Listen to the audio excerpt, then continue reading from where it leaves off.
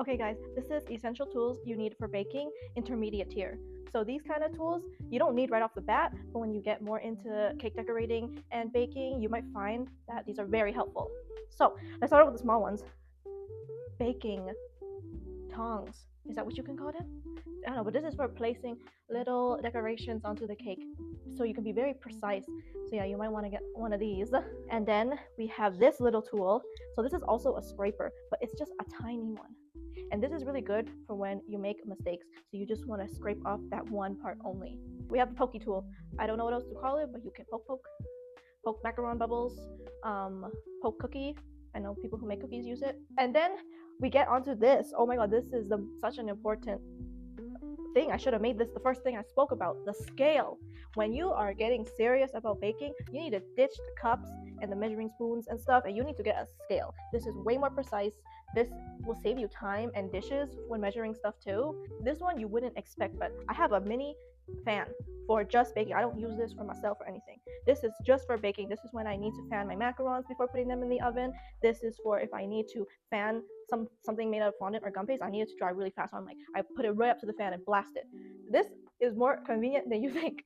Okay, I mentioned this in my last video, but when you get more into making cakes, you're gonna want to invest in a really good cake leveler. Not just a serrated knife, and not that thin one that's like a piece of floss it's gonna break. Okay, like you want one to last you for the long term, that's heavy duty, sturdy, and is very sharp. Actually, I've cut my finger on this before, so be careful. I'm bringing you guys over here for this one because I am not carrying these to be in the camera frame. Hell no, these are so heavy. But when you're an intermediate baker, you need to ditch the handheld mixing device. Nah, like you will injure your arm and your shoulder in the future. Believe me, I have done it myself. So please get stand mixers and use them as much as possible. This allows you to walk away while it's mixing. Imagine buttercream. That requires a lot of mixing. So when you have this, it's so convenient. You can just add the ingredients and walk away, do something else. Maybe you can even rest. That's good.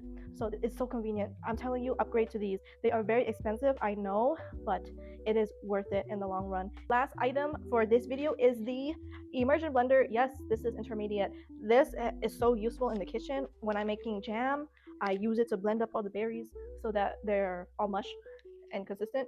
And I heard, I haven't done it myself, and I do want to try one day, but people use this to get their buttercream colors, that nice rich dark color. If you just mix it a bunch of this, it's so fast that it adds so much heat and it blends it all up for you and it releases the colors. So yeah, this is multi-purpose. Okay guys, I probably missed a lot, so if you can name other intermediate tools for baking and cake decorating, please mention them in the comments.